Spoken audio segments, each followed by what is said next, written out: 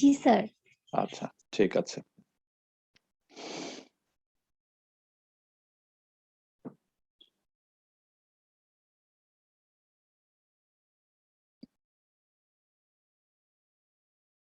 আমার স্লাইডটা দেখতে পাচ্ছ তোমরা? জি স্যার। ওকে, ঠিক আছে, আমরা শুরু করতে যাচ্ছি। আজকে আমি হার্ট ফেলিউর সম্পর্কে তোমাদের একটু আলোচনা করব। তোমরা গতদিনে কেউ একজন বলেছিলে যে হার্টের মারমার সম্পর্কে বলতে। তো আমি পরের ক্লাসে চিন্তা করতেছি হার্টের মারমার এবং কনজেনিটাল হার্ট ডিজিজ, যেগুলো তোমাদের পরীক্ষার জন্য কিছুটা প্রাসঙ্গিক হতে পারে, সেই নিয়ে একটা ক্লাস নিব, এবং ওইটাই মানে কার্ডিওভাস্কুলার সিস্টেমের শেষ ক্লাস। এরপরে যদি সময় থাকে হেমাটোলজি পড়বো। আর আজকে আমরা একটু হার্ট ফেলিউর সম্পর্কে আলাপ করি। হার্ট ফেলিউর সম্পর্কে অনেকের ধারণা, বিশেষ করে লেমেনদের ধারণা হচ্ছে যে এটা মনে হয় হার্ট ফেল করে গেছে, সে এখন কি মারা গেছে কিনা, এরকম একটা ধারণা হয়। তোমাদের কি এরকম কারো ধারণা আছে নাকি যে হার্ট ফেলিউর মানে কি একেবারে ফেল করে গেছে? মানে এর কি মনে হয় তোমাদের? কেউ একজন বলো দেখি। Sir, reduction in the cardiac function. হ্যাঁ, reduction in cardiac function. Good. Fail করে গেছে মানে, যেমন ধরো অনেক সময় আমরা বিশেষ করে ক্লাস 5, 6, 7 এই সমস্ত মানে মেট্রিকের নিচে, এসএসসির নিচে যখন সাবজেক্ট থাকতো 5টা বা 7টা 10টা, এর মধ্যে 2টা 3টা সাবজেক্টে ফেল করলেও পুরো সাবজেক্টে ফেল হয়ে যেত। তো এরকম আর কি, সবগুলাতে ফেল করছে এমন কোনো কথা নয়। কিছু সাবজেক্টে পাস, কিছু সাবজেক্টে ফেল, মানে it is the partial failure, মানে টোটাল ফেলিউর না। কিন্তু ফেলিউর হয়ে তো পেশেন্ট মারাই যাবে। তো এইটা হার্টের যে ফাংশন, হার্টকে যে কাজ করতে দেওয়া হয়েছে, যে সারা শরীরে হার্টটা পাম্প করে রক্ত সারা শরীরে পাঠাবে। হ্যাঁ, কেন রক্ত পাঠাবে? কি দরকার রক্ত পাঠানোর? কারণ আমাদের কোষে কোষে, আমাদের প্রত্যেকটা সেলে নিউট্রিয়েন্ট এবং অক্সিজেন এগুলো পৌঁছে দেওয়া জরুরি। Nutrients, hormones and other necessary chemicals including oxygen, এগুলি আমাদের প্রত্যেকটা সেলে পাঠিয়ে দিতে হবে, এবং পাঠানোটা এই ব্লাড ভেসেলের মাধ্যমে, ব্লাড বর্ন, রক্তের মাধ্যমে এটা ছড়িয়ে, মানে এটা পৌঁছে দিতে হয়। তোমরা দয়া করে সবাই নিজেদের মিউট করে রাখো প্লিজ। তো এই যে পাঠানোর কাজটা, এটা হার্ট কে করতে হয় through pumping of the blood. তো ব্লাড পাম্পের জন্য তার এডিকুয়েট পাম্প ফাংশন থাকতে হবে। তারপরে ডায়াস্টোলিক এবং সিস্টোলিক হার্টের ফাংশনটা, যেটা পাম্পিং ফাংশন, ইদানিং একটা বা দুই ভাগে ভাগ করে দেখা হয়। Not only systolic function is important, diastolic function is also important, that will see later on. তো এই দুইটা ফাংশন যদি কিছুটা যে কোনো রোগের কারণে যদি ব্যাহত হয়, কমে যায়, স্বাভাবিকের থেকে কিছুটা কমে যায়, অল্প কমে যায়, মাঝারি কমে যায়, বেশি কমে যায়, তখন এগুলোকে আমরা হার্ট ফেলিউর বলি। তো আমরা দেখি হার্ট ফেলিউর ডেফিনেশনটা আমরা অনেকেই জানি। এটার একটু বোঝার জিনিস, আজকে তোমাদের একটা কনসেপশনটা ইয়ে করার চেষ্টা করব যে হার্ট ফেলিউরের আসলে জিনিসটা কি, এবং এই রোগটা বিভিন্ন পর্যায়ে আমরা কনসেপশনটা ক্লিয়ার করার চেষ্টা করব। তোমাদের মনে কোনো প্রশ্ন থাকলেও আমাকে জিজ্ঞেস করবে। Heart failure is a complex syndrome that can result from any structural or functional, এই দুটো কথা খুব important, structural or functional cardiac disorder that impairs the ability of the heart to function as a pump to support a physiological circulation. তাহলে heart pump করে সে একটা physiological সার্কুলেশনকে support করে, to supply the nutrients and oxygen to the cells of the body. এই যে ফাংশনটা তাকে দেওয়া হয়েছে, সে ফাংশনটা ইম্পেয়ার্ড হয়, নট টোটালি ডিসঅ্যাপিয়ার করে, ইম্পেয়ার হয় এই এবিলিটিটা। কি কারণে ইম্পেয়ার হয়? Due to some structural and functional defect, disorder. Structural যেমন ধরো ভালভুলার হার্ট ডিজিজ হতে পারে, হ্যাঁ। ফাংশনাল কিছু কিছু কারণে হতে পারে, যেমন ধরো কিছু কিছু ফার্স্ট ট্যাকিকার্ডিয়া যদি কারো হয়, ধরো হার্ট রেট আমাদের 72, if somebody has a heart rate of say 120 continuously, atrial fibrillation আছে তার, but you are not controlling his or her heart rate, and the heart is beating at a rate more than 100 for several days or months, তাহলে দেখা যাবে যে সেখানে structural কোনো defect নাই, কিন্তু দেখা যাবে যে তার হার্টের পাম্পিং ক্যাপাসিটি কমতে থাকবে। তো তখন তার হার্ট ফেলিউর ডেভেলপ করতে পারে। এটা আমরা অনেক সময় বলি ট্যাকিকার্ডিয়া ইনডিউসড কার্ডিওমায়োপ্যাথি। সেখানে হার্টের স্ট্রাকচারাল কোনো কিন্তু সমস্যা হয় না, ফাংশনাল অ্যাবনরমালিটি দেখা দেয়। সেক্ষেত্রে হার্টের রেট যদি আবার ঠিক করে দেওয়া হয়, নরমাল করে দেওয়া হয়, নরমাল রেঞ্জে আসে, তাহলে এই ট্যাকিকার্ডিয়া ঠিক করার পরে তার দি পাম্প ফাংশন উইল এগেইন রিগেইনড, হ্যাঁ, রিগেইন হবে আবার। এই ফাংশনাল অ্যাবনরমালিটিটা এটা রিগেইন হওয়ার সম্ভাবনা আছে। সো আমরা actually we use different terminology to describe heart failure. HF মানে হার্ট ফেলিউর। হার্ট ফেলিউরের এই ইজেকশন ফ্র্যাকশন এইটা দিয়েই অনেক সময় সিস্টোলিক ফাংশনটা দেখা হয়। ইজেকশন ফ্র্যাকশন সম্পর্কে তোমাদের ধারণা আছে কিনা? কেউ একজন বলতে পারো, যেমন এখানে আমরা একটু আলাপ করব যে ইজেকশন ফ্র্যাকশন 40 এর নিচে, 40 টু 49, 50 এর উপরে। এইটা একজন তোমরা একটু মানে আনমিউট করে বলো যে ইজেকশন ফ্র্যাকশন বলতে কি বোঝা যায়? একটা প্রশ্ন। 2 নম্বর প্রশ্ন হচ্ছে এটা নরমাল রেঞ্জ কত?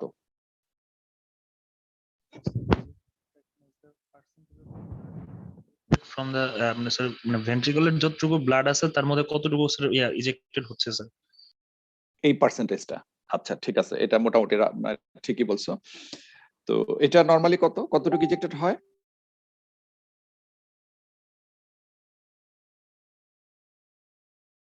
কতটুকু ইজেক্টেড হয়? ধরো 100 ml আছে, হ্যাঁ, তুমি ঠিকই বলছো, এই সংজ্ঞাটা সবার জন্য বলছি যে it is the percentage of the end diastolic volume that is ejected in a single cardiac cycle. ধরা যাক একজনের end diastolic ভলিউম হচ্ছে 100 ml।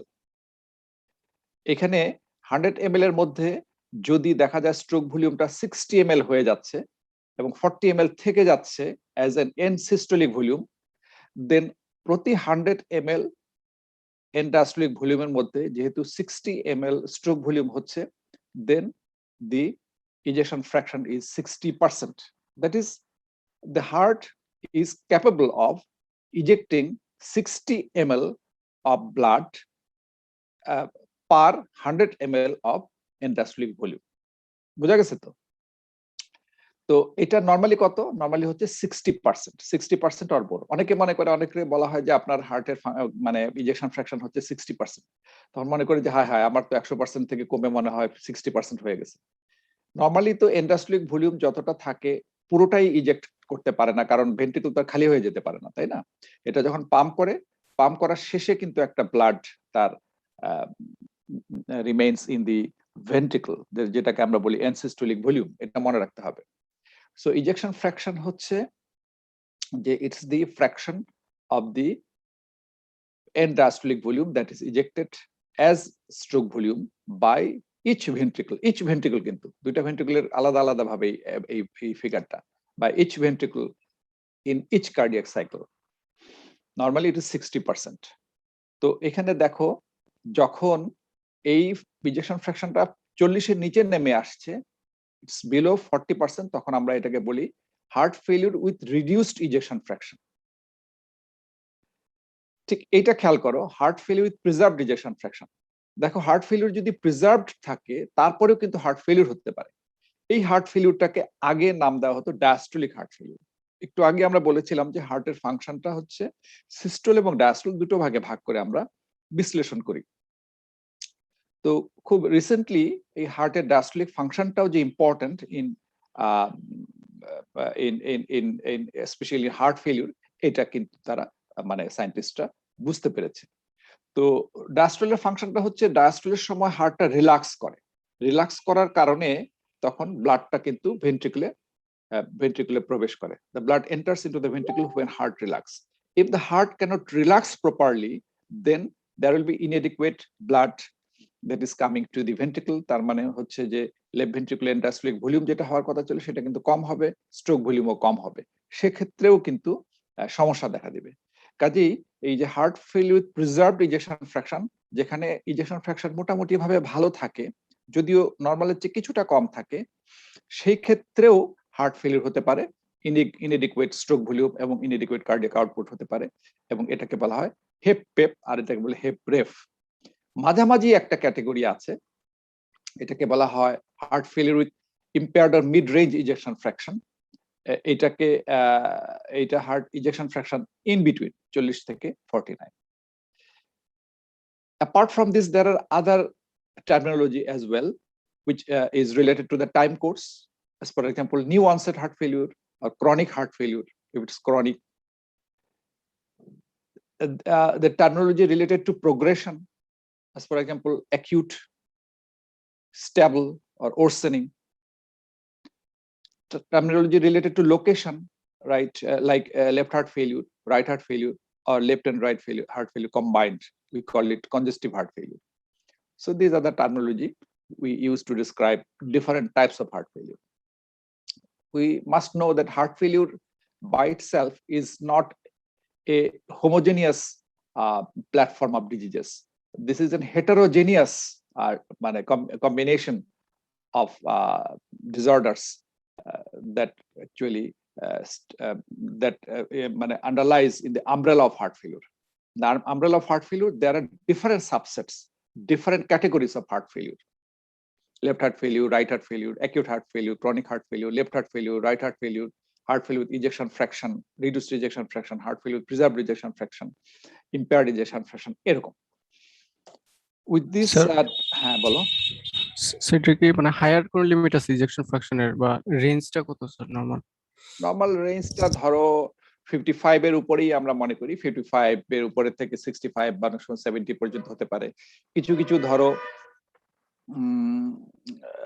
কি বলা যায় হাইপার কন্ট্রাক্টাইল স্টেট আছে, যেমন ধরো থাইরোটক্সিকোসিস, এই সমস্ত ক্ষেত্রে হার্ট খুব ভিগোরাসলি বিট করে, সে সমস্ত ক্ষেত্রে ধরো 70% মতো উঠে যেতে পারে ইজেকশন ফ্র্যাকশন। তো নরমাল রেঞ্জ হচ্ছে 55 to 65 এরকম ধরনের, সামথিং অ্যাবাভ 55 হতে হবে, বাট 60 হচ্ছে মিন, হ্যাঁ মোটামুটি ভাবে, ঠিক আছে। আমরা কি কি কারণে হার্ট ফেলিউর হয়, হার্ট ফেলিউর কেন এরকম ধরনের হার্ট ফেল করছে, এটার উত্তর দিতে গিয়ে যদি আমরা এক কথায় বলি, almost all forms of heart disease can lead to heart failure. যে কোনো ধরনের ইনসাল্ট, যে কোনো ধরনের ইনজুরি যদি হয়, and that is big enough, that may lead to heart failure. এটা হচ্ছে মূল কথা। এর মধ্যে আমরা অনেক কারণ আছে, তাহলে তোমরা বুঝতে পারছো যে there must be a lot of diseases that can injure the cardiac muscle and impair cardiac ability to pump. So main কারণগুলো আমরা একটু যদি দেখে নেই যে কি কি। ইসকেমিক হার্ট ডিজিজ, মানে এখানে দেখো যে ইসকেমিক হার্ট ডিজিজ মানে হচ্ছে যে হার্টের যে করোনারি আর্টারি গুলো আছে সেখানে কিছু রোগ হবে, সেখানে অ্যাথেরোস্ক্লেরোটিক প্ল্যাক হয়ে সাধারণত ইসকেমিক হার্ট ডিজিজ হয়, 99% ক্ষেত্রে তাই হয়। তো সেখানে ওই প্ল্যাকটা রাপচার হয়ে বা প্ল্যাকটা বড় হয়ে এখানে কি বলা যায়, there is obstruction to the flow of blood in the coronary artery, যার কারণে মায়োকার্ডিয়াল ইসকেমিয়া হয়, myocardium do not get enough blood supply. এটা অ্যাকিউট হতে পারে, ধীরে ধীরে হলে এটাকে ক্রনিক বলা হয়। দুটো গ্রুপ আছে ইসকেমিক হার্ট ডিজিজের মধ্যে, অ্যাকিউট করোনারি সিনড্রোম বলে, আর এটা হচ্ছে ক্রনিক করোনারি সিনড্রোম। এগুলো হয়ে হার্টের মায়োকার্ডিয়াম যদি ব্লাড না পায় তাহলে তারা কি হয়, নেক্রোজড হয়ে যায়, মায়োকার্ডিয়াল ইনফার্কশন হয় যেটাকে আমরা বলি, হয়ে হার্টের মাংসপেশি কিছু নষ্ট হয়ে গেল, লস হয়ে গেল, লস অফ ফাংশন হলো, and that leads to heart failure. তো এইভাবে কার্ডিওমায়োপ্যাথি হয়। ডাইলেটেড কার্ডিওমায়োপ্যাথি এক গ্রুপ আছে, কোনো কারণ আছে যেটা জানা যায় না কেন কার্ডিওমায়োপ্যাথি হয়। হাইপারটেনশন আরেকটা আছে, যে হাইপারটেনশন যদি আমরা চিকিৎসা না করি ঠিক মতো তাহলে দেখা যাচ্ছে যে এই ওভারলোডের কারণে এটা কুলিয়ে উঠতে পারে না, অ্যাডাপটিভ চেঞ্জ হয়, তারপর সে ফেল করে। সো এই তিনটা হচ্ছে খুব কমন কারণ।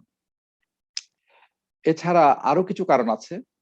এই কার্ডিওমায়োপ্যাথি এখানে বলা হলো ডাইলেটেড, এছাড়া অন্য কার্ডিওমায়োপ্যাথি আছে, যেমন ধরো hypertrophic cardiomyopathy, restrictive cardiomyopathy, valvular heart disease, যেমন ধরো মাইট্রাল রিগার্জিটেশন, তারপরে অ্যাওর্টিক স্টেনোসিস, অ্যাওর্টিক রিগার্জিটেশন, এগুলির কারণে কিন্তু হার্ট ফেলিউর হতে পারে। কনজেনিটাল হার্ট ডিজিজের কারণে হতে পারে। হাইপার ডাইনামিক সার্কুলেশন, যেমন thyrotoxicosis, anaemic heart failure, right heart failure আলাদাভাবে কিছু কিছু কারণে হতে পারে। পালমোনারি হাইপারটেনশন যদি কোনো কারণে হয়, অ্যারিথমিয়া, একটু আগে আমি বলেছিলাম যে হার্ট রেট যদি 100-র উপরে বিট করে অনেক সময় ধরে তাহলে কিন্তু হার্ট ফেলিউর হতে পারে। মায়োকার্ডাইটিস, যে কোনো ভাইরাস দিয়ে যদি মায়োকার্ডিয়াম ইনভলভ হয়ে তাকে যদি ড্যামেজ করে তাহলে হার্ট ফেলিউর হতে পারে। সাম পেরিকার্ডিয়াল ডিজিজেস এটাও হার্ট ফেলিউর করতে পারে, কারণ পেরিকার্ডিয়াম ইনভলভ যদি করে তাহলে পেরিকার্ডিয়াল ইফিউশন হয়, হয়ে হার্ট যে ডায়াস্টলে যাবে, সেই ডায়াস্টলে যাওয়ার জন্য এনাফ স্পেস দরকার, সেই স্পেসটা হয়তো মানে দেয় না, রেস্ট্রিক্টিং থাকে, সেই কারণে হার্ট ফেলিউর হতে পারে। So these are the cause of heart failure. When you are dealing with a heart failure, তোমার ম্যানেজমেন্টের জন্য হার্ট ফেলিউরের চিকিৎসার পাশাপাশি you have to deal with the causes of heart failure. যেমন ধরো ইসকেমিক হার্ট ডিজিজ যদি হয়, হার্ট ফেলিউরের চিকিৎসার পাশাপাশি you have to treat the cause of heart failure. যেমন হাইপারটেনশন যদি থাকে, হাইপারটেনশনের চিকিৎসা করতে হবে। একটু প্যাথোফিজিওলজিটা একটু বোঝার চেষ্টা করো, একটু ঠান্ডা মাথায় সবাই একটু খেয়াল করো। when a patient has heart failure, মানে হচ্ছে আমরা বললাম he or she has got pump failure চিন্তা করা হয়। পাম্প ফেলিউর মানে ইনজেকশন ফ্র্যাকশন কম হয়ে যায়, মানে স্ট্রোক ভলিউমটা কম হয়ে যায়। ইনজেকশন ফ্র্যাকশন সবার ক্ষেত্রে কম হয় না, বাট স্ট্রোক ভলিউম কম হয়, কার্ডিয়াক আউটপুট কমে যায়, there is reduction in the cardiac output. এই কার্ডিয়াক আউটপুট যদি কমে যায়, তোমরা ফিজিওলজি গাইডলাইনে কিন্তু অনেক পড়েছো যে ব্লাড প্রেশার রেগুলেশনের জন্য বিভিন্ন সিস্টেম আছে আমাদের শরীরে। কি কি সিস্টেম আছে একজন বলো তো গাইডলাইনে? Renin angiotensin aldosterone system. এটা আছে। প্রথমেই কিন্তু সিম্প্যাথেটিক নার্ভাস সিস্টেম আছে। ব্লাড প্রেশার কমার সাথে সাথেই সিম্প্যাথেটিক ভেজোকনস্ট্রিকশন হয়ে তোমার কি চেষ্টা করে, এই পেরিফেরাল রেজিস্ট্যান্স বাড়িয়ে ব্লাড প্রেশার বাড়ানোর চেষ্টা করে। তো এই যে যখন কার্ডিয়াক আউটপুট কমে গেল, আমাদের শরীর তো আর জানতেছে না যে এটা হার্ট ফেলিউর হয়ে গেছে, আমাদের শরীর মনে করে ব্লাড প্রেশার কমে গেছে। এই ব্লাড প্রেশার কমে গেছে মনে করে সে তখন এই যে কতগুলো আমাদের নিউরোহিউমারাল আমাদের সিস্টেম আছে, নার্ভাস সিস্টেম এবং হরমোনাল সিস্টেম, এই সিস্টেমগুলো অ্যাক্টিভেটেড হয়। তাদের উদ্দেশ্য হচ্ছে to make adaptive changes in the to increase the blood pressure. তো ব্লাড প্রেশার বাড়ানোর জন্য সিম্প্যাথেটিক নার্ভাস সিস্টেম এই একটা সিস্টেম, বা অ্যাড্রিনার্জিক সিস্টেম, এই দুটো একই বোঝানো হচ্ছে, এবং রেনিন এনজিওটেনসিন অ্যালডোস্টেরন সিস্টেম।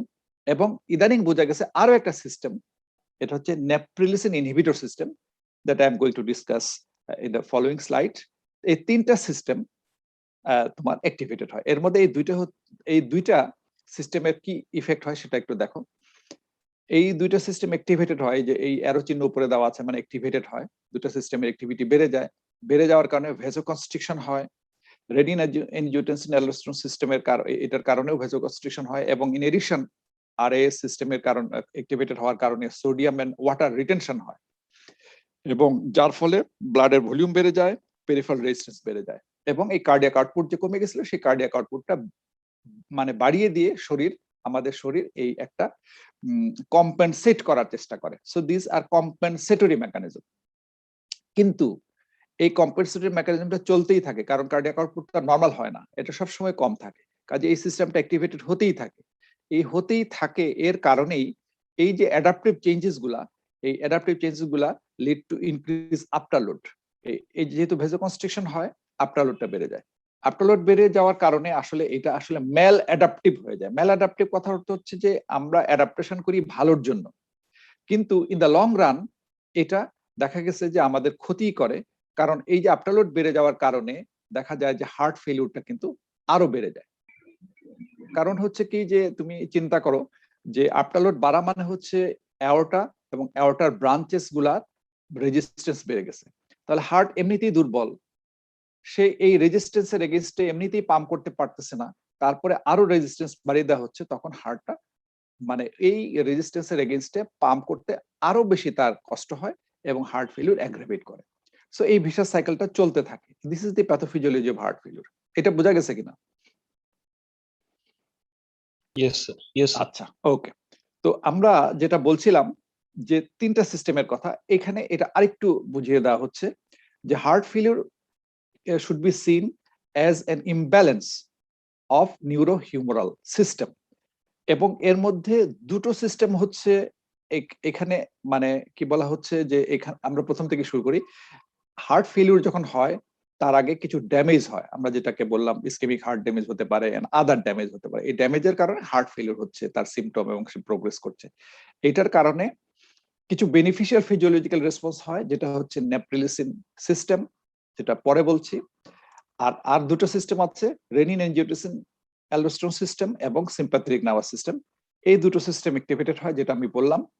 এটা এনজিওটেনসিন 2 AT1 রিসেপ্টর উপর কাজ করে, এবং সিম্প্যাথেটিক নার্ভাস সিস্টেম, এগুলো মিলিতভাবে ভেজোকনস্ট্রিকশন, ব্লাড প্রেশার বাড়ায়, সিম্প্যাথেটিক টোন বাড়ায়, অ্যালডোস্টেরনের মাধ্যমে সোডিয়াম এবং ওয়াটার রিটেনশন করে এবং ভেজোকনস্ট্রিকশন হয়ে আফটারলোড বাড়ায়।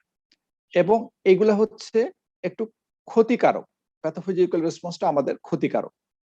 অন্যদিকে যখন দেখা যায় যে হার্ট ফেলিয়ার হয়, তখন আরো একটা হরমোনাল সিস্টেম অ্যাক্টিভেটেড হয়, এটাকে বলা হয় নেপ্রিলিসিন সিস্টেম। এটা একটু বোঝার চেষ্টা করো। এইখানে কি হয়, কিছু কিছু নেট্রিউরেটিক পেপটাইড, নেট্রিউরেটিক পেপটাইড গুলো হচ্ছে এএনপি, বিএনপি, সিএনপি। তো এখানে রেলিভেন্ট হচ্ছে এএনপি এবং বিএনপি, মানে হচ্ছে অ্যাকচুয়াল নেট্রিউরেটিক পেপটাইড এবং ব্রেইন নেট্রিউরেটিক পেপটাইড। ব্রেইন নেট্রিউরেটিক পেপটাইড কথাটা ব্রেইন বলা হচ্ছে এই জন্য যে when it was first discovered, it was discovered in the brain, but later it was found that it is also secreted from other parts of the body, especially from the heart. When there is increased pressure, যখন heart মানে adequate pump করতে পারছে না, adequate pump করতে না পারার কারণে কিন্তু হার্টের বিভিন্ন চেম্বারে ব্লাড মানে হাইড্রোস্ট্যাটিক প্রেসার গুলো বেড়ে যায়, ভেন্ট্রিকুলার প্রেসার বেড়ে যায় এবং অ্যাট্রিয়াল প্রেসারও বেড়ে যায়। ভেন্ট্রিকুলার প্রেসার বেড়ে গেলে ভেন্ট্রিকুলার ওয়ালে যে স্ট্রেস হয়, সেই স্ট্রেস হওয়ার কারণে ভেন্ট্রিকুলার ওয়াল থেকে তোমার বিএনপি, হ্যাঁ, ব্রেইন নেট্রিউরেটিক পেপটাইড সিক্রেট হয়, এবং অ্যাট্রিয়াল ওয়াল থেকে অ্যাট্রিয়াল নেট্রিউরেটিক পেপটাইড সিক্রেট হয়, এবং এগুলো আমাদের বেনিফিশিয়াল কাজ করে। কারণ এই যে এখান থেকে যে দেখলে তোমাদের যে সোডিয়াম এবং ওয়াটার রিটেনশন করে, কিন্তু এই নেট্রিওসিসের কারণে সোডিয়াম এবং ওয়াটারকে কিডনি দিয়ে এক্সক্রিট করে দেওয়ার চেষ্টা করে। আমার কথা শোনা যাচ্ছে তো না? হ্যাঁ স্যার। আচ্ছা, ঠিক আছে। তো এই যে নেট্রিউরেটিক পেপটাইড আমাদের শরীর থেকে সোডিয়াম এবং ওয়াটার এগুলা বের করে দেওয়ার চেষ্টা করে, নেট্রিওসিস করে এবং ডায়ালিসিস করে। এই করার মাধ্যমে আমাদের শরীরে যে ওয়াটার রিটেনশন আছে, যেটা একটু আগে দেখলাম, এই দেখো ওয়াটার রিটেনশন আছে, সোডিয়াম রিটেনশন হচ্ছে, এই জিনিস থেকে কিছুটা মুক্তি পাওয়ার চেষ্টা করে। সেই জন্য এটাকে বলছে বেনিফিশিয়াল ফিজিওলজিক্যাল রেসপন্স। আচ্ছা, কিন্তু ভালো বেনিফিট গুলা, ভালো জিনিসগুলা কিন্তু বেশি দিন থাকে না, বেশি সময় থাকে না। এটা দেখা যাচ্ছে যে নেচারের একটা জিনিস, ফুল ফুটে কিন্তু খুব দ্রুতই কিন্তু চলে যায় নেচার থেকে। সেরকম দেখা যায় এখানেও এই নেপ্রিলিসিন মানে নামে আরেকটা এনজাইম আছে। এই এনজাইমটা দ্রুত এটাকে ডিগ্রেড করে ইনঅ্যাক্টিভেটেড করে ফেলে, যার কারণে এর বেনিফিশিয়াল ইফেক্ট যেগুলা, যে ব্লাড প্রেশার এখানে বাড়িয়ে দিচ্ছিল, এখানে কমিয়ে দিচ্ছে, সিম্প্যাথেটিক টোন কমিয়ে দিচ্ছে, অ্যালডোস্টেরন লেভেল কমিয়ে দিচ্ছে, নাইট্রোসিস করছে, ডায়ালিসিস করছে, অ্যান্টিফাইব্রোটিক ইফেক্ট, কি ভালো ইফেক্ট গুলা খুব তাড়াতাড়ি চলে যায়, ইনঅ্যাক্টিভ ইনগ্রেডিয়েন্ট চলে যায়, এবং এই নেট্রিউরেটিক পেপটাইড গুলার হাফ লাইফ খুব কম, ইন মিনিটস। যার কারণে সায়েন্টিস্টরা দেখলো যে আমরা যদি এই বেনিফিশিয়াল ইফেক্টটাকে আরেকটু বাড়িয়ে দিতে পারি কোনো ড্রাগের মাধ্যমে, আই মিন নেপ্রিলিসিন ইনহিবিটরের কারণে, ইনহিবিটর কারণে ঠিক না, ইনহিবিট যদি আমরা করতে পারি নেপ্রিলিসিনকে, তাহলে নেট্রিউরেটিক পেপটাইডের হাফ লাইফটা বাড়ানো সম্ভব হবে, এবং এই বেনিফিশিয়াল ইফেক্টটা আমরা অনেকদিন ধরে পাবো। হ্যাঁ, এর কারণে বিজ্ঞানীরা সফল হয়েছে, এবং প্রথম এই নেপ্রিলিসিন ইনহিবিটর তারা যেটা সাকসেসফুল হলো, সেটা সেকুবিট্রিল নামে একটা নতুন মলিকুল তারা বাজারে নিয়ে আসছে। এটা বাজারে পাওয়া যায়, বাংলাদেশে পাওয়া যায়। এই সেকুবিট্রিলটা দেখা গেছে যে এটা যদি মানে পেশেন্ট নেয় সেকুবিট্রিল নেপ্রিলিসিন ইনহিবিটর, তাহলে নেট্রিউরেটিক পেপটাইডের হাফ লাইফ বেড়ে যায়, এবং এরা অনেকক্ষণ ব্লাডে থাকে এবং এই বেনিফিশিয়াল ইফেক্ট গুলো দিতে পারে। সো আমরা এই তিনটা সিস্টেম মনে রাখবো, যে renin angiotensin system, sympathetic nervous system that are harmful for our body in the long term. These are maladaptive. And there is another system which is called natriuretic peptide system, NP. A natriuretic peptide system opposes the other two systems, and these are beneficial.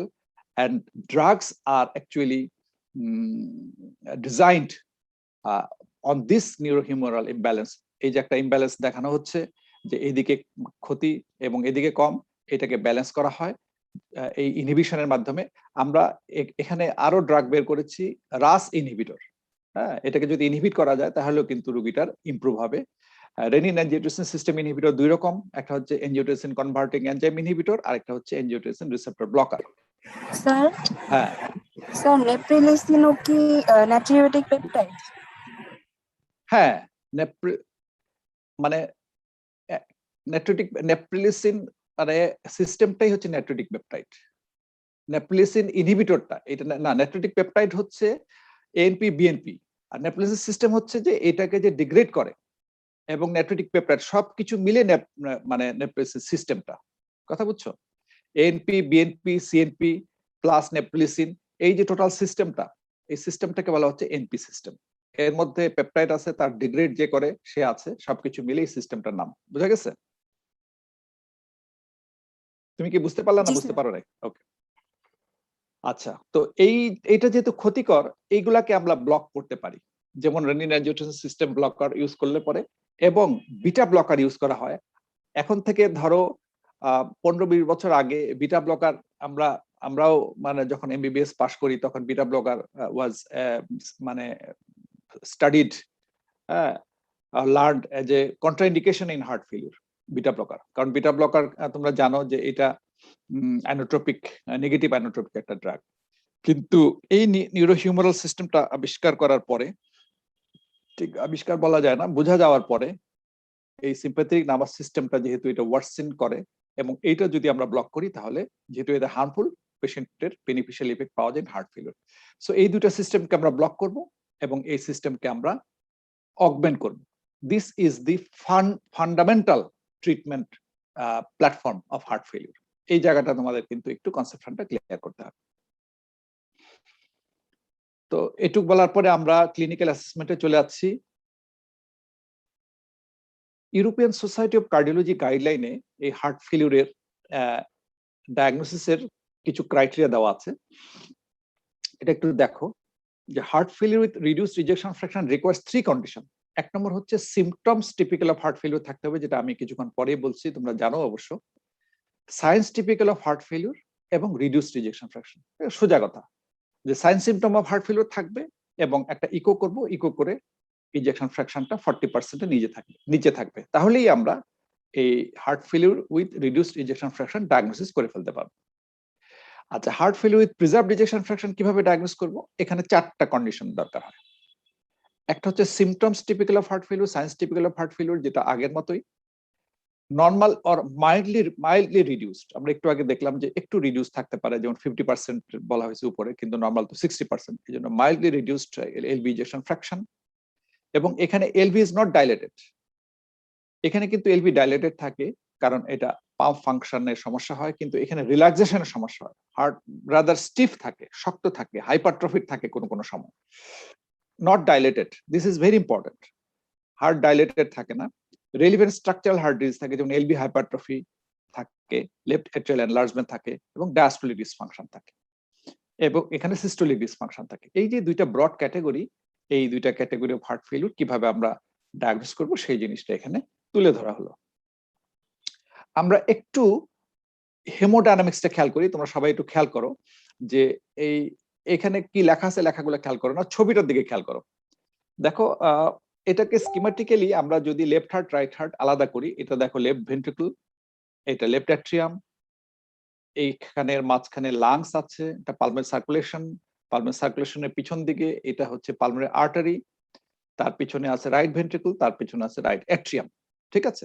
আচ্ছা, এখন দেখো যে যদি আমরা, কারণ একটু পরে আমরা signs and symptoms of heart failure আলাদা আলাদা করে বলতে যাচ্ছি, লেফট হার্ট ফেলিউর এবং রাইট হার্ট ফেলিউর। এই সিমটমটা বলার আগে আমি হেমোডাইনামিক্সটা বলতে চাচ্ছি এই জন্য যাতে তোমরা সিমটম গুলা ব্যাখ্যা করতে পারো এবং মুখস্থ করতে না হয়। লেফট ভেন্ট্রিকুলার যখন কোনো ধরো ইসকেমিক হার্ট ডিজিজ হয়ে লেফট ভেন্ট্রিকুলটা ড্যামেজ হয়ে গেছে, ড্যামেজ হওয়ার কারণে লেফট ভেন্ট্রিকুলটা ডাইলেটেড হয়ে যাচ্ছে, লেফট ভেন্ট্রিকুল এনাফ রক্ত পাম্প করতে পারছে না। তো সে কারণে লেফট ভেন্ট্রিকুলার এন্ডাস্টোলিক প্রেসারটা বেড়ে যাবে, কারণ সে এনাফ ব্লাড পাম্প করতে পারছে না। So there more blood remaining in the left ventricle, and that means left ventricular end diastolic volume বেড়ে যাচ্ছে, and left ventricular end diastolic pressure বেড়ে যাচ্ছে। লেফট ভেন্ট্রিকুলার এন্ডাস্টোলিক প্রেসার বেড়ে যাওয়ার জন্য লেফট অ্যাট্রিয়াল প্রেসার বেড়ে যাচ্ছে, লেফট অ্যাট্রিয়াল প্রেসার বেড়ে যাওয়ার জন্য এইটা তার পিছনে, এই যে লেফট অ্যাট্রিয়ামের পিছনে কি আছে, এগুলা পালমোনারি ভেইন, পালমোনারি ভেইনে প্রেসার বেড়ে যাচ্ছে, এবং এখানে পালমোনারি ক্যাপিলারিতে প্রেসার বেড়ে যাচ্ছে। ক্যাপিলারিতে ঠিক মাইটাল স্টেনোসিস আমরা যেরকম বলছিলাম, এই পালমোনারি ক্যাপিলারি প্রেসার বেড়ে যাওয়ার জন্য এখানে যেহেতু হাইড্রোস্ট্যাটিক প্রেসার বেড়ে গেছে, এই লাংয়ের ভিতরে কিন্তু ট্রানজুডেটিভ ফ্লুইড গুলা অ্যাপিয়ার করবে। এই ট্রানজুডেশনের কারণে লাংয়ে পালমোনারি ইডিমা হবে, তখন পেশেন্টে কাশি হতে পারে, অল্প ইডিমা হলে ড্রাই কাপ হবে, বেশি ইডিমা হলে ফ্রদি পিঙ্ক ফ্রদি স্পুটাম পর্যন্ত পিঙ্ক মানে ফ্রদি স্পুটাম অ্যাপিয়ার করতে পারে। এবং যেহেতু লাঙের মধ্যে পানি চলে আসছে পেশেন্টের তখন শ্বাসকষ্ট হবে, শুইতে গেলে বেশি শ্বাসকষ্ট হবে। হ্যাঁ, তো এই শ্বাসকষ্টটা এই লেফট হার্ট ফেলিউরের কিন্তু কারণ। দেখো এইখান থেকে পিছন দিকে আমরা যদি যাই, এইটা পালমোনারি ক্যাপিলারির, এটা হচ্ছে ভেনাস সাইড এবং পালমোনারি ক্যাপিলারি হচ্ছে আর্টেরিয়াল সাইড। হ্যাঁ, তো যদি লেফট ভেন্ট্রিকুলার ফেলিউর হয় তার পিছনে এই প্রেসার বাড়তে বাড়তে ক্যাপিলারি থেকে এইখানেও প্রেসার চলে যাবে, ট্রান্সমিট হয়ে এইখানেও প্রেসার বাড়বে, পালমোনারি আর্টারিতে প্রেসার বাড়বে। পালমোনারি আর্টারিতে প্রেসার বাড়লে পালমোনারি হাইপারটেনশন হবে, এই যে মাংসপেশিগুলি মোটা দেখানো হয়েছে এইগুলি বেড়ে যাবে, হাইপারট্রফি হয়ে পালমোনারি হাইপারটেনশন হবে। হাইপারটেনশন হয়ে গেলে রাইট ভেন্ট্রিকলটার উপরে রাইট ভেন্ট্রিকুলার প্রেসারও বেড়ে যাবে। রাইট ভেন্ট্রিকুলার প্রেসার বাড়লে পরে এখান থেকে রাইট অ্যাট্রিয়াল প্রেসার বেড়ে যাবে। রাইট অ্যাট্রিয়াল প্রেসার যদি বাড়ে সেখান থেকে কি হবে দেখো, কিছু বলতে চাচ্ছ কেউ? একটু লক্ষ্য করো এখানে, এখানকার প্রেসার যদি বেড়ে যায় তাহলে এই রাইট অ্যাট্রিয়াল প্রেসার যদি বেড়ে যায়, রাইট অ্যাট্রিয়ার এখানে থাকে সুপিরিয়র ভেনা কাভা, এখানে থাকে, আমি একটু এইভাবে আঁকাচ্ছি, এখানে থাকে হচ্ছে ইনফিরিয়র ভেনা কাভা, তাই না? তো সুপিরিয়র ভেনা কাভার এখানে যদি আমরা বলি যে এখানে এই পাশ থেকে একটা ব্রাকিওসেফালিক ভেইন আসে, ওই পাশ থেকে এই পাশ থেকে আরেকটা ব্রাকিওসেফালিক ভেইন আসে, সেই ব্রাকিওসেফালিক ভেইনটা আবার তৈরি হয় ইন্টারনাল জুগুলার ভেইন, আর এদিক থেকে আসতেছে সাবক্লাভিয়ান ভেইন। সাবক্লাভিয়ান ভেইন মিলে ব্রাকিওসেফালিক ভেইন এটা, আর এদিক থেকে একটা ব্রাকিওসেফালিক ভেইন আসছে অপোজিট সাইড থেকে সুপিরিয়র ভেনা কাভা। তাহলে এই রাইট অ্যাট্রিয়াল প্রেসারটা বেড়ে গেলে এইটা ট্রান্সমিট হয়ে এই ইন্টারনাল জুগুলার ভেইনে কিন্তু ট্রান্সমিট হয়ে যাবে। সো রাইট ভেন্ট্রিকুলার ফেলিউর যখন হবে তখন এই জন্য আমরা এই জেবিপিটা পাই। জেবিপি তখন দেখা যায় জুগুলার ভেনাস প্রেসারটা কিন্তু রেজড হয়ে যায়, জুগুলার ভেনাস প্রেসারটা রেজড হয়ে যায় এই। এবং এদিকে ইনফ্রা ভেনা কাভার প্রেসার বেড়ে যায়। ইনফ্রা ভেনা কাভারটা ডায়াফ্রাম, তোমরা জানো ডায়াফ্রামের নিচে যখন চলে আসে তখন এখানে এটা লিভারের উপরে চাপ দেয়, লিভার আছে এখানে, এই লিভারের মধ্যে লিভারের প্রেসারটা, লিভারে কনজেশন হয়ে যায়, এই প্রেসারটা যখন এদিকে চাপ দেয় তখন লিভারটা কিন্তু আয়তনে বড় হয়ে যায়, তখন আমরা হেপাটোমেগালি পাই, হেপাটোমেগালি পাই এবং লিভার ডিসফাংশন হয়, অ্যানোরেক্সিয়া হয়, নসিয়া হয়, এগুলো হতে পারে। এবং ইনফ্রাভেনা কাভা যখন নিচে চলে আসো তুমি একদম নিচে এসে কমন আইলিয়াক হয়ে, দুই পাশে কমন আইলিয়াক হয়ে এখানে আমরা পায়ে রক্তনালী দেখো, পায়ের মধ্যে যদি আমরা চলে আসি, এই পায়ে যখন আসে তখন গ্র্যাভিটি কাজ করে। গ্র্যাভিটি যখন একটা মানুষ দাঁড়িয়ে থাকে, এই নিচের যে ছোট ছোট সিস্টেমিক ক্যাপিলারি আছে, সিস্টেমিক ক্যাপিলারির প্রেসারও বেড়ে যায়, তখন এখানেও ট্রানজিটিভ ফ্লুইড অ্যাপিয়ার করে এবং এখানে অ্যাঙ্কেল ইডিমা অ্যাপিয়ার করে। তাহলে দেখো, হ্যাঁ বলো। স্যার এখানে কি স্যার বলতেছেন মেলার ফ্লাশ হবে স্যার এখানে? না, মেলার ফ্লাশ আমরা বলতেছি না। কেন স্যার? মেলার ফ্লাশ এটা অন্য চ্যাপ্টার, এই ফরগেট ইট নাও। আচ্ছা, আমরা যেটা বলছি রাইট হার্ট ফেলিউরের আমরা এভিডেন্স বলছি। সো রাইট হার্ট ফেলিউরের জন্য যে সাইনগুলা, সেটা হচ্ছে জুগুলার ভেনাস প্রেসার বেশি হয়, আরেকটা হচ্ছে লিভার এনলার্জড হয়ে যায়, এবং অ্যাঙ্কেল ইডিমা বা ডিপেন্ডেন্ট ইডিমা। ডিপেন্ডেন্ট ইডিমা মানে হচ্ছে যে হাইড্রোস্ট্যাটিক প্রেসারটা গ্র্যাভিটেশনাল ইয়ের কারণে পায়ে সবচেয়ে বেশি হয়। যারা শুয়ে থাকে সবসময় তাদের স্যাক্রাল ইডিমাটা হচ্ছে dependent oedema. So right heart ফেলিউরের ক্ষেত্রে কিন্তু দেখো লাং ইনভলভ হয় না, তাই না? এখানে কিন্তু শ্বাসকষ্ট খুব একটা মানে হবে না, যদিও পেশেন্ট খুব যদি দৌড়াদৌড়ি করে অবশ্যই শ্বাসকষ্ট হবে, বাট তাদের শুইলে পরে কোনো শ্বাসকষ্ট হবে না। সো এই যে দেখো রাইট হার্ট ফেলিউর, এই পাশে হচ্ছে রাইট হার্ট ফেলিউরের আমরা ব্যাখ্যা করলাম, আর এই পাশে হচ্ছে লেফট হার্ট ফেলিউরের এভিডেন্স গুলো আমরা দেখালাম যে লেফট হার্ট ফেলিউরের কারণে শ্বাসকষ্ট হবে, ঠিক আছে? এবং সাইন যদি আমরা খুঁজতে যাই, এখানে ক্রিপিটেশন পাওয়া যাবে, ওই যেহেতু পানি আছে। আর এখানে লেফট হার্ট ফেলিউরের এই হার্টের মধ্যে দেখা যায় যে যখন আমরা অসকালটেশন করব এখানে S3 পাওয়া যাবে, S3 পাওয়া যায়, তোমরা জানো S3 পাওয়া যায় কারণ রাশ অফ ব্লাড ডিউরিং ডায়াস্টোল, মানে খুব র্যাপিড রেটে ব্লাড আসার জন্য S3 পাওয়া যাবে, এবং গ্যালোপ্রিদম পাওয়া যায়, যদি S3 এর সাথে ট্যাকিকার্ডিয়া হয় তাহলে গ্যালোপ্রিদম পাওয়া যেতে পারে। সো উইথ দিস আমরা চলে যাই যে এই সিমটম গুলা কি কি। তাহলে এই যে দেখো লেফট হার্ট ফেলিউরে এই যে দেখো ডিসনিয়া, শ্বাসকষ্ট হতে পারে, প্যারক্সিমাল নকটার্নাল ডিসনিয়া হতে পারে, রাত্রে হঠাৎ করে পালমোনারি এডিমা হয়ে যায়, অর্থোপনিয়া হতে পারে, শুলে পরে মানে তার দেখা যায় যে পালমোনারি এডিমা হয়, ড্রাই কাফ, হ্যাঁ, কারণ এখানে ফ্লুইড জমে যাওয়ার কারণে কাফ রিসেপ্টরগুলো স্টিমুলেটেড হয়।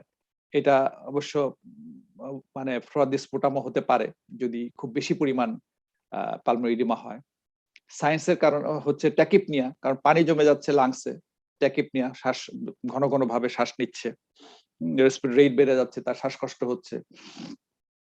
ক্র্যাকলস ইন বোথ লাংস, মানে লাং ক্রিপিটেশন, S3 পাওয়া যেতে পারে, গ্যালোপ্রিদম পাওয়া যেতে পারে। গ্যালোপ্রিদম স্যার মানে হচ্ছে, হ্যাঁ বলো। স্যার একটা প্রশ্ন ছিল স্যার, এখানে স্যার লেফট এট্রিয়াম ডাইলেটেড হয় কি স্যার এট্রিয়াল ফিব্রিলেশন কি স্যার হতে পারে? হ্যাঁ, লেফট এট্রিয়াল ফিব্রিলেশন হতে পারে, হ্যাঁ হতে পারে, ডাইলেটেশনের কারণে লেফট এট্রিয়াল ফিব্রিলেশন হতে পারে, ইউ আর রাইট। বাট আমরা একটু স্ট্রিম লাইনে থাকবো, because we are dealing with heart failure. খুব বেশি ডাইনে বাইরে গেলে পরে আমরা লেখাপড়া করতে পারবো না। অবশ্যই হার্ট ফেলিউরের মানে কারণে এট্রিয়াল ফিব্রিলেশন হতে পারে, that is another issue. So left heart ফেলিউরের যে সাইন, তার মধ্যে এই সাইনগুলো আমরা পাবো, কমন সাইন্স। রাইট হার্ট ফেলিউরের মধ্যে সিমটম আমরা বলছিলাম যে লিভার বড় হয়ে যায়, সেই জন্য লিভারের উপরে কনজেশন হয়, অ্যানোরেক্সিয়া, নসিয়া হতে পারে। নকচুরিয়া কেন হতে পারে, কেন হয় রাইট হার্ট ফেলিউরে, এটা কেউ বলতে পারবে কিনা? Why there is nocturia in right heart failure? একজন বলো দেখি এটা ব্যাখ্যা করে। আচ্ছা, না পারলে আমি বলি। এখানে পেশেন্টের সোয়েলিং অফ দ্য লেগ হয়। সারাদিন যখন পেশেন্ট অ্যাম্বুলেন্ট থাকে, এই ডিপেন্ডেন্ট এডিমাটা হয়। এটা হওয়ার কারণে সারাদিন যখন সে ঘুরে বেড়ায়, তখন এই ইডিমাটা যেটা থাকে, যখন সে শুতে যায়, ঘুমাতে যায়, তখন হরাইজন্টাল হয়ে যখন শুয়ে পড়ে, তখন গ্র্যাভিটেশন কিন্তু আর থাকে না। তখন এই পায়ের যে এক্সট্রা ফ্লুইড গুলা, সেগুলা মোবিলাইজ করে সার্কুলেশনে চলে আসে এবং সেগুলা কিডনি দিয়ে এক্সক্রিট হয়ে যেতে চায়, এবং তখন ব্লাডার ফুল হয়ে যায় এবং তখন তার প্রস্রাব ধরে, নকচুরিয়া হয় অনেক সময়। এবং swelling of the leg, ankle oedema হয়। সাইনের মধ্যে স্যার নকচুরিয়াটা আবার একটু ওই নকচুরিয়াটা এইটাই যেটা বললাম, যে সোয়েলিং অফ দ্য লেগ যেটা হয় সারা দিনে, রাত্রে যখন সে ঘুমাতে যায় তখন ওই আবার উল্টো দিকে, মানে ফ্লুইডটা যেটা বাইরে বের হয়ে গেছিল ক্যাপিলারির বাইরে, সেগুলা আবার ক্যাপিলারির ভিতরে ঢুকে সার্কুলেশনে চলে আসে। কারণ গ্র্যাভিটেশনটা তো শুয়ে যখন থাকে মানুষ, তখন তো গ্র্যাভিটেশন ইজ ইলিমিনেটেড, তাই না? তখন পায়ের হাইড্রোস্ট্যাটিক প্রেসার বা ক্যাপিলারির ভিতরে যে হাইড্রোস্ট্যাটিক প্রেসার, সেটা কমে আসে। কমে আসার কারণে ফ্লুইডটা ইন্টারস্টিশিয়াল স্পেস থেকে আবার ক্যাপিলারির ভিতরে চলে আসে, সার্কুলেশনে চলে আসে। চলে এসে যেহেতু সার্কুলেটরি ভলিউম বেড়ে যায়, কিডনিতে ব্লাড ফ্লো বেড়ে যায়, তখন এই কিডনি দিয়ে এই মানে এক্সট্রা ফ্লুইডটা বের হয়ে তোমার ব্লাডারে চলে আসে, ইউরিনের ব্লাডারে, এবং তখন তার প্রস্রাব পায়, রাত্রে হয়তো মানে প্রস্রাবের যাওয়া লাগতে পারে। সো এটা নট নেসেসারিলি যে এটা কিডনি খারাপ হয়ে গেছে তা নয় কিন্তু, হ্যাঁ এটা। তো এই যে তিনটা triad of symptom right heart ফেলিউরে, তোমরা কিন্তু খুব খেয়াল করে মনে রাখবে, পরীক্ষার সময় কিন্তু এটা পরীক্ষার সময় খুবই লাগে, জিজ্ঞেস করা হয়। তিনটা আমি তোমাদের ডিপিকশন করে বলেও দিছি যে কেন এই তিনটা হয়: dependent oedema, ankle oedema, raise JVP এবং হেপাটোমিক। ঠিক আছে? আর এখানে সাইনগুলো হচ্ছে পেশেন্টের রেসপিরেটরি রেট বেশি হবে, পেশেন্ট লাঙে ক্রেপস অ্যাপিয়ার করবে, S3 অ্যাপিয়ার করবে এবং গ্যালোপ্রিদম অ্যাপিয়ার করবে। ইনভেস্টিগেশন আমরা কি কি করব? ইনভেস্টিগেশন মেইনলি আমরা এখানে দেখো ইসিজি করে কোনো অ্যাবনর্মালিটি পেতে পারি, চেস্ট এক্সরে করে, স্যার গ্যালোপ্রিদমটা কি স্যার? গ্যালোপ্রিদমটা বুঝতে পারছো? আচ্ছা ঠিক আছে। গ্যালোপ্রিদমটা হচ্ছে তোমার এটা হচ্ছে, আমি বলি তোমাদের, গ্যালপ কথাটার অর্থ হচ্ছে যে ঘোড়াটা যখন যায়, ঘোড়াটা অশ্বক্ষুরের মতো শব্দ যেটা হয়, গ্যালোপিং হর্স, এটা তিনটা শব্দের একটা ক্যাডেন্স, হ্যাঁ, এরকম টাকাটাক টাকাটাক টাকাটাক করে যে ঘোড়া যায়, যাওয়ার সময় তিনটা শব্দের একটা ক্যাডেন্স হয়, একটা ছন্দ হয়। এই ছন্দটাকে গ্যালপ হিসাবে বলা হয়, তিনটা শব্দ। তো S1, S2, S3 যখন ট্যাকিকার্ডিয়া থাকে, হ্যাঁ, 100টার বিটের চেয়ে বেশি হয়, তখন এই তিনটা শব্দ S1, S2, S3 মিলে যিনি অস্কালটেটর, যিনি শুনবেন, তার কানে এইরকম অশ্বক্ষুরের এই যে ট্রিপল সাউন্ডের যে ক্যাডেন্স এর সাথে মিলে যায়। That's why this is known as gallop rhythm. অর্থাৎ S3 প্লাস ট্যাকিকার্ডিয়া যদি থাকে, তাহলে you will hear gallop rhythm. Okay? এবং এটা S3 গ্যালপ হতে পারে, S4 গ্যালপ হতে পারে, S1 plus S2 plus S3, this is S3 gallop. কখনো কখনো এটা কার্ডিওলজিস্টরা ভালো বুঝতে পারে, অনেক সময় S1 plus S2 plus S4 যেটা হয় এটা S4 গ্যালপ। আবার S3 S4 যদি একসাথে থাকে এটা কমন গ্যালপ। এটা দরকার নাই তোমাদের, গ্যালপ রিদমটা শুধু বুঝো যে S1 S2 এর সাথে S3 সাথে যদি পেশেন্টের ট্যাকিকার্ডিয়া থাকে, তাহলে তোমরা ওয়ার্ডে যখন শুনবে হার্ট ফেলিউর পেশেন্ট, তখন আসলেই কিন্তু এরকম ঘোড়ার অশ্বক্ষরের মতো শব্দ শোনা যায়। আমরা শুনেছি, দিস আর অ্যাকচুয়ালি এক্স্যাক্টলি ঘোড়ার মানে এরকম ভাবে যখন এরকম খুব দৌড়ে যায় তখন তিনটা শব্দের এই ক্যাডেন্সের সাথে মিলে যায়।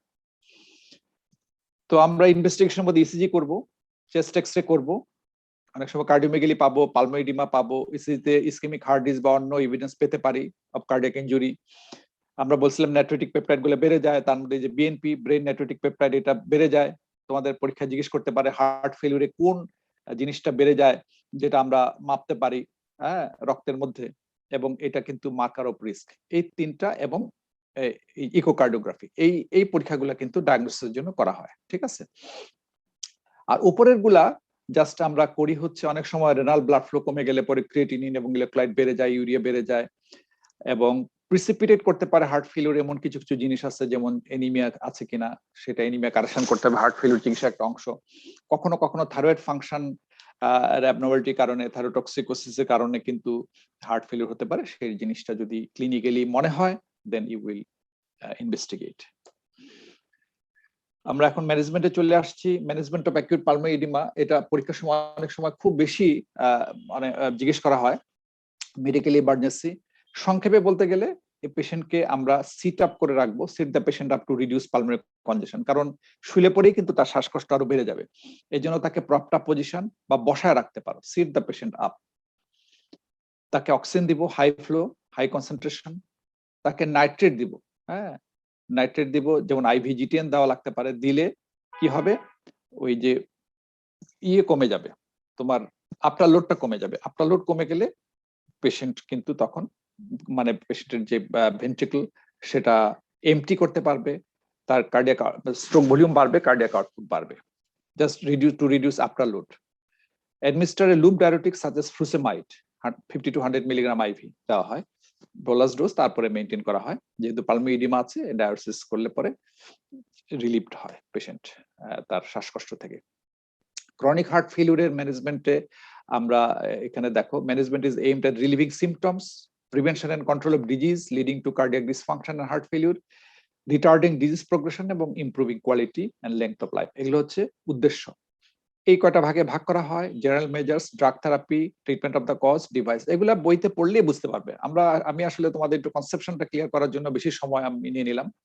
এই কনসেপশনটা ক্লিয়ার থাকলে তোমরা পড়লে বুঝতে পারবে। আজকেই তোমরা হার্ট ফেলিউর ডিভিশন থেকে পড়ে নিবে, দেখবে অনেক কিছুই হয়তো বুঝতে পারবে, না বুঝতে পারলে পরে হয়তো আমাকে কোয়েরি করবে। জেনারেল মেজার্স এর মধ্যে আমরা এডুকেট করব পেশেন্ট বা পেশেন্ট রিলেটিভস কে, যে পেশেন্টের কি কারণে হার্ট ফেলিউর হলো এবং ট্রিটমেন্ট আমরা কিভাবে করতে যাচ্ছি। অনেক পেশেন্টেরই কিন্তু ওজন মাপতে হবে তাদেরকে, হ্যাঁ ওজন মাপতে হবে, কারণ তাদের কিন্তু ফ্লুইড ওভারলোড হয়। তোমরা ইতিমধ্যে জেনে ফেলেছো যে রেনিন এনজিওটেনসিন সিস্টেম অ্যাক্টিভেটেড হওয়ার কারণে ফ্লুইড ওভারলোড হয়, এবং ডায়োটিক দিয়ে আমরা এই ফ্লুইড ওভারলোডটা কমিয়ে দেই। And there is a balance between the dose of diuretic and patient's disease process which is causing fluid loading. এই দুইটার মধ্যে ব্যালেন্স করে পেশেন্টের কিন্তু ফ্লুইড লোডিং হতে পারে। সেই জন্য পেশেন্টের রেগুলার ওয়েট করতে হবে। কোনো পেশেন্টের যদি এক সপ্তাহের মধ্যে 2-3 কেজি ওজন বেড়ে যায়, তাহলে বুঝতে হবে যে তার ফ্লুইড লোড মানে বেড়ে যাচ্ছে এবং পেশেন্ট খারাপের দিকে যাচ্ছে। এই জন্য পেশেন্টের পিরিয়ডিক ওয়েট নেওয়া এটা চিকিৎসার একটা অংশ। ড্রাগ থেরাপির মধ্যে লুপ ডায়োটিক, যেহেতু কনজেশন আছে, মিনারেলোকর্টিকয়েড রিসেপ্টর অ্যান্টাগনিস্ট এটা ব্যবহার করা হয়, কারণ রেনিন এনজিওটেনসিন অ্যালডোস্টেরন যখন অ্যাক্টিভেটেড হয়, এই অ্যালডোস্টেরনটাকে আলাদাভাবে ব্লক করলে পরে দেখা যাচ্ছে যে মরবিডিটি মর্টালিটি কমে আসে। এই জন্য loop diuretic frusemide that improves pulmonary and systemic venous congestion, relieves edema.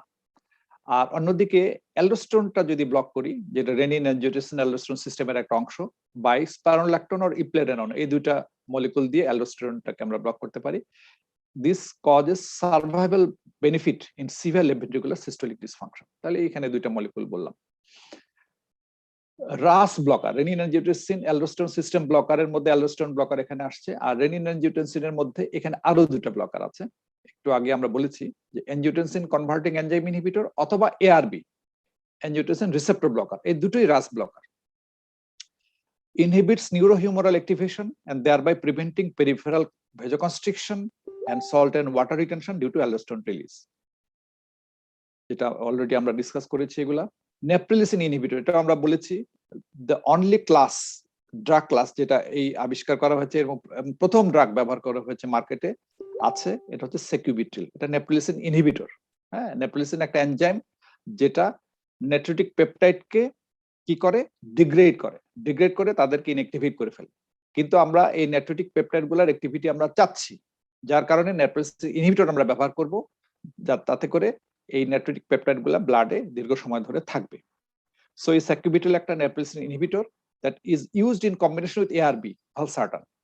একটা এআরবির সাথে, এআরবিও যেহেতু বেনিফিশিয়াল, এই এআরবির সাথে যেটা একটা রাস ব্লকার আর নেপ্রিলিসিন ইনহিবিটর, এই দুটো একসাথে সেকিউবিট্রিল ভালসার্টান নামে মার্কেটে পাওয়া যায়। এবং এটা latest molecular class that actually showed in clinical trials the mortality and survival benefit in heart failure patients. Beta adrenergic blocker, যেটা সিম্প্যাথেটিক নার্ভাস সিস্টেম, আমি তোমাদের বলেছি যে এটা মানে স্টিমুলেটেড হয়ে যায়, and these are harmful, so we need to counteract sympathetic stimulation. এবং এদের অ্যারিথমিয়া, রিস্ক অফ অ্যারিথমিয়া হতে পারে, মানে বিশেষ করে পাম্প ফেলিউর যখন হয়, ভেন্ট্রিকুলার ট্যাকিকার্ডিয়া, ভেন্ট্রিকুলার ফিব্রিলেশন হয়ে কিন্তু অনেক রোগী মারা যায়। অ্যাট্রিয়াল ফিব্রিলেশন হতে পারে, তোমরা একজন বলেছো। এবং এইগুলি কাউন্টার করার জন্য সিম্প্যাথেটিক স্টিমুলেশন গুলাকে ব্লক করতে হয় by beta blocker therapy. So this is also the main, মানে one of the key drugs that are used in heart failure. And lastly দেখা গেছে যে ইভাব্রাডিন এবং ডিওক্সিন এগুলো ব্যবহার করা হয়, তাদের নিজস্ব ইন্ডিকেশন রয়ে গেছে। যেহেতু বেশি সময় নেই, আমি একটু দ্রুত শেষ করে দিচ্ছি। এইখানে দেখো, এইটা ডেভিডসনে আছে নিউরোহিউমারাল এই সিস্টেমটা, যে কোথায় কোন ওষুধটা কাজ করছে। এখানে রেনিন এনজিওটেনসিন সিস্টেমটা দেখানো হচ্ছে যে এনজিওটেনসিনোজেন থেকে এনজিওটেনসিন 1 হয়, রেনিন কিডনি থেকে সিক্রেশন হওয়ার কারণে রেনিনটা এই স্টেপে কাজ করে। এনজিওটেনসিন 1 থেকে এনজিওটেনসিন 2 এই স্টেপে কাজ করে এনজিওটেনসিন কনভার্টিং এনজাইম। এইটাকে যখন আমরা ব্লক করব, এই যখন আসলে রাস সিস্টেমটা অ্যাক্টিভেটেড হয় as a part of compensatory mechanism, সেটা আমরা বলছি হার্মফুল। সেই জন্য এসি ইনহিবিটর এখানে ব্লক করলে পরে এই তার হার্মফুল কাজটা করতে পারে না, এনজিওটেনসিন 2 তৈরি হবে না। সো এটা একটা molecule that is design for heart failure. অথবা আমরা কি করতে পারি, এই এনজিওটেনসিন 2 টাকে ব্লক করতে পারি বাই এনজিওটেনসিন রিসেপ্টর ব্লকার, যেমন ভালসার্টান। এখানে ব্লক করলে এনজিওটেনসিন 2 হয়ে গেল, কিন্তু এনজিওটেনসিন 2 টা আবার সেলুলার লেভেলে কাজ করতে পারবে না। এখানে আরেকটা আমরা ওষুধ এখানে আমরা ব্যবহার করতে পারি। তারপরে সিম্প্যাথেটিক অ্যাক্টিভিটি বেড়ে যায়, সেটাকে ব্লক করার জন্য বিটা ব্লকার। এরপরে অ্যালডোস্টেরন 2 থেকে এটা স্টিমুলেট করে অ্যালডোস্টেরন, সেটাকে আমরা ব্লক করতে পারি মিনারোকর্টিকয়েড রিসেপ্টর অ্যান্টাগনিস্ট, যেটা একটু আগে আমরা বললাম যে কি কি আছে, একটু আগে দেখলাম এই যে স্পারোল্যাকটোন এবং ইপ্লেরেনন, এই দুটো ড্রাগ দিয়ে আমরা ব্লক করে দিতে পারি। এবং lastly sodium and water retention diuretic therapy লাগতে পারে। সো এই দেখো, এই যে ড্রাগগুলো ACE inhibitor, angiotensin receptor blocker, beta blocker, mineralocorticoid receptor antagonist and diuretic, these are the main drugs that are used in heart failure. Next ধাপ হচ্ছে treatment of the cause. আমরা প্রথমেই বলেছিলাম যে কারণে হার্ট ফেলিউর হয় সেটা চিকিৎসা করতে হবে। যেমন হার্ট ফেলিউর, হাইপারটেনশনের জন্য যদি হয় তাহলে হাইপারটেনশনের চিকিৎসা করতে হবে। আইএসডির জন্য যদি হয় তাহলে করোনারি অ্যানজিওগ্রাম করে, যদি অবস্ট্রাকটিভ সিএডি থাকে তাহলে করোনারি রিভাসকুলারাইজেশন যেমন পিসিআই বা সিএবিজি করা লাগতে পারে। ভালভুলার হার্ট ডিজিজের কারণে হার্ট ফেলিউর হলে তার চিকিৎসা করতে হবে। কিছু ড্রাগের বাইরে কিছু ডিভাইস এবং প্রসিডিউর আছে that are used in advanced heart failure, যেমন ইমপ্লান্টেবল কার্ডিয়াক ডিফিব্রিলেটরস। এগুলা মডার্ন থেরাপি, যেমন একটা, এটাকে সংক্ষেপে আইসিডি বলা হয়। এটার দাম ধরো 12 লাখ টাকার মতো, হ্যাঁ, অনেক দামি। হ্যাঁ, যে আমরা বলি যে হার্ট ফেলিউরের পেশেন্টটা দুই ভাবে মারা যায়, the two modes of death. একটা হচ্ছে অ্যারিথমিক ডেথ, যে ভেন্ট্রিকুলার ট্যাকিকার্ডিয়া বা ভেন্ট্রিকুলার ফিব্রিলেশন। আরেকটা হচ্ছে যে পাম্প ফেলিউর, অর্থাৎ হার্টটা দুর্বল হতে হতে এত দুর্বল হয় যে আর কোনো কার্ডিয়াক আউটপুট তৈরি করতে পারে না। ইজেকশন ফ্র্যাকশন কমতে কমতে 20%, মানে 15% এরকম হয়ে যায়। তখন এই পাম্প ফাংশনের জন্য যদি, মানে রিডিউস পাম্প ফাংশনের জন্য যদি মারা যায়, এটাকে পাম্প ফেলিউর বলা হয়। তো অ্যারিথমিক ডেথ প্রায় 50%। এটাকে ব্লক করার জন্য আমরা অনেক সময় আইসিডি ইমপ্লান্টেশনের জন্য আমরা বলি যে ফিব্রিলেশন যদি অ্যাপিয়ার করে, ভিতর থেকেই ইমপ্লান্ট করে দেওয়া হয় হার্টের ভিতরে, সে নিজেই এই পেশেন্টকে ডিফিব্রিলেট করে ফিব্রিলেশন থেকে পেশেন্টকে রক্ষা করে। Cardiac resynchronisation therapy. এটা একটা খুব মানে জিনিস, একটু বোঝার জিনিস, তোমরা হয়তো আরো পরে বুঝতে পারবে। ছোট্ট করে বললে এরকম যে দেখা যায় অনেক সময় যে সমস্ত পেশেন্টের ক্ষেত্রে লেফট বান্ডল ব্রাঞ্চ ব্লক থাকে, হার্ট ফেলিউর অ্যাডভান্সড যাদের থাকে তাদের একটা গ্রুপের দেখা যায় লেফট হার্ট ফেলিউর এবং রাইট হার্ট ফেলিউরের মধ্যে ডিসসিনক্রোনি হয়। দুইটা ভিন্ন ভিন্ন সময়ে মানে একটু পার্থক্য হয় সময়ের, দুইটা হার্ট দুইটা ভেন্ট্রিকল বিট করার মধ্যে। তো তখন দেখা যায় যে কার্ডিয়াক আউটপুট কিছুটা কমে আসে। তো এটাকে আবার রিসিনক্রোনাইজেশন করা হয় লেফট ভেন্ট্রিকুলার পেসিং এর মাধ্যমে। তখন দুইটা ভেন্ট্রিকল কিন্তু আবার একসাথে বিট করে কিছু কার্ডিয়াক আউটপুট বাড়ায়। এটাকে বলে সিআরটি, কার্ডিয়াক রিসিনক্রোনাইজেশন থেরাপি। এটা একটা ডিভাইস থেরাপি। আর লাস্ট রিসোর্ট হচ্ছে কার্ডিয়াক ট্রান্সপ্লান্টেশন। আমাদের দেশে এখনো শুরু হয়নি, বিদেশে কার্ডিয়াক ট্রান্সপ্লান্টেশন কিন্তু করা হয়। তো থ্যাংক ইউ ভেরি মাচ।